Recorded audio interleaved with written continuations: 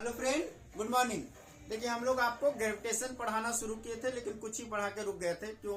Regular class हम ले लिए थे और रिकॉर्ड भी इस पे नहीं किए थे। तो मैंने सोचा था कि एक नया टॉपिक से स्टार्ट करूंगा ग्रेविटेशन का ही। और वो टॉपिक हम लोग स्टार्ट करने जा रहे हैं आज मास। ठीक है, आज हम लोग जानेंगे। मतलब देखिए, बहुत कम ऐसा बुक है जो मास को डिफाइन किया है। बस ये बोल दिया है कि मास इनर्शिया से रिलेटेड होता है। ठीक है, जिसका जितना ज्यादा मास होगा उसका इनर्शिया उतना ज्यादा। लेकिन मास किसको कहते हैं ये पूछ दे तब ये तो डिफाइन नहीं कर पाएंगे। तो एक चीज और की हो, जिसका डेंसिटी ज्यादा होता है, जिसका मास ज्यादा उसका डेंसिटी भी ज्यादा होता है। डेंसिटी भी पढ़े है ना आप? डेंसिटी डी इक्वल टू क्या लिखे हैं? मास बटा वॉल्यूम। मास बटा वॉल्यूम। तो इसका मतलब क्या है? डेंसिटी के डायरेक्टली प्रोपोर्शनल किसके आ रहा है? मास के। और इनवर्सली प्रोपोर्शनल आ रहा है वॉल्यूम का। मतलब वॉल्यूम कम तो डेंसिटी ज्यादा, मास ज्यादा तो डेंसिटी भी ज्यादा। ये तो क्लियर हो गया। इसका मतलब ये हुआ कि मास क्या है उसका, मैटर, कितना मैटर उसमें है। ठीक है, कितना मैटर है वो उसका बता रहा है। ठीक है, तो अमाउंट ऑफ मैटर, ठीक है, कितना है, that is called is mass. ठीक है, अब भाई अगर किसी का डेंसिटी ज्यादा है उसका मतलब कि उसमें मास ज्यादा है। बगल बगल में उसका मैटर जो है बगल बगल क्लोज सटा हुआ है, क्लोज सटा हुआ है। तो डिफिनेशन लिखा सकते हैं कि ना, द अमाउंट ऑफ मैटर, ठीक है, amount of matter contain in a body is called it mass. The amount of matter. लिख दे रहे हैं हम ऊपर। यही डिफिनेशन याद रखेगा। The amount of matter contains या contain in a body, contained in a body, in a body is called its mass। देख रहे हैं, called its mass। तो ये बात सही है। अब हम 70 kg के हैं, ये मेरा मास है ना, तो हमको टेलना, थोड़ा बच्चा टेलाएगा तो हम टेलाएंगे नहीं टेला पाएंगे। ठीक है, क्यों? क्योंकि मेरा मास ज्यादा है तो इनर्शिया भी ज्यादा हो गया। तो इसका मतलब क्या हुआ कि इनर्शिया किस पे डिपेंड किया? मास पे। किस पे डिपेंड किया? मास पे। तो किसी बॉडी का जो मास है वो इनर्शिया को डिफाइन करता है। जो इनर्शिया का फॉर्मूला हम लोग पढ़ेंगे 11th क्लास रोटेशन चैप्टर में। ठीक है, रोटेशनल चैप्टर में। तो लिख लेना, the mass of an object, the mass of an object is measured, ठीक है, measure of its inertia, measure of it inertia. ठीक है, दैट इज ऐसे करके लिख लीजिएगा। दैट इज, अगर मास ज्यादा होगा उसका इनर्शिया ज्यादा होगा। एक घर का मास ज्यादा तो हम उसको हिला पाते हैं? नहीं। तो जिसका जितना ज्यादा मास होगा उसका उतना ही ज्यादा इनर्शिया होगा। तो लिखना, greater the inertia, greater the inertia, greater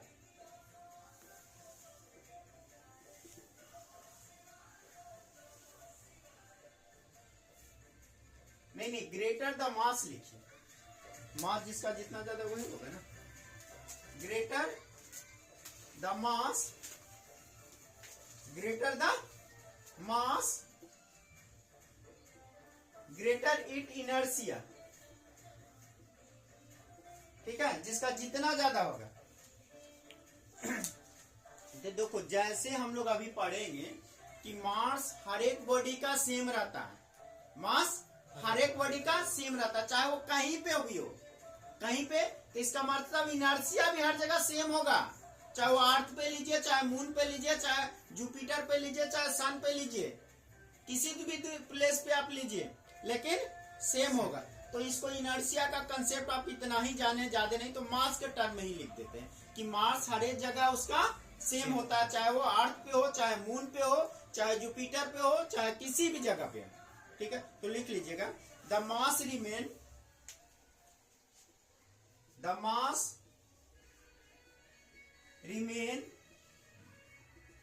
same as the object on the surface on the earth comma on the earth comma the moon or even in outer surface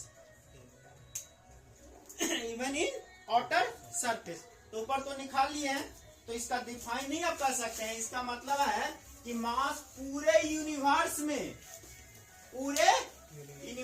same होगा, नहीं define कर सकते हैं। इसका मतलब है कि मास पूरे यूनिवर्स में सेम होगा। तब लिखिएगा 10 याद रहेगा आज के बाद। 10 the mass of an object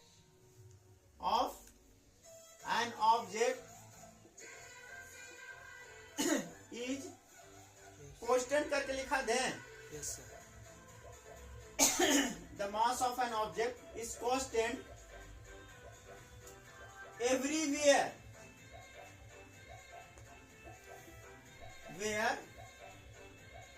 in the universe.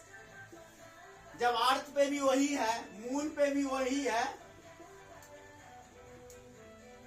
Jupiter पे भी वही है जो हम लोग का सबसे बड़ा ग्रह है, तो इसका मतलब यूनिवर्स में हर जगह वही होगा। ठीक है, तो कह रहे हैं the mass of body constant all place in the universe या everywhere in the universe. Clear हम लोग का है। देखो इसको जो है दो फिजिकल बैलेंस करके इस किसी का भी मास हम लोग डिटरमाइन करते हैं, जो 11th क्लास में पढ़ना था। एक लाइन और लिखेंगे, आप लिखिएगा it is measure by physical balance. It is measure by physical balance. कैसे मेजर किया जाता है ये याद नहीं रहेगा आज के बाद।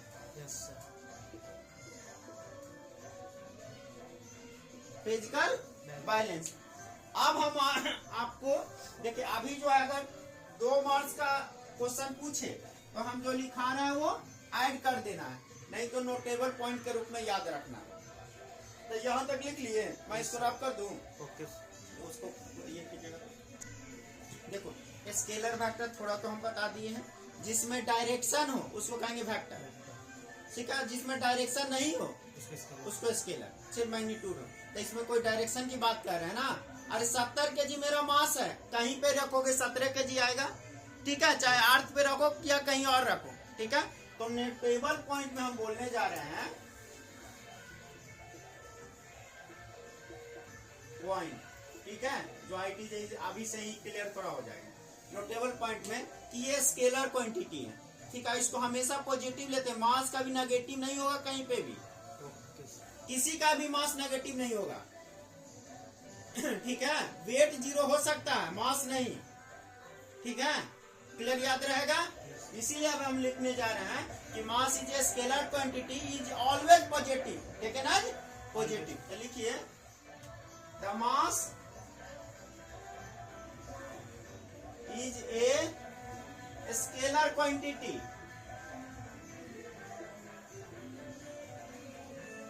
and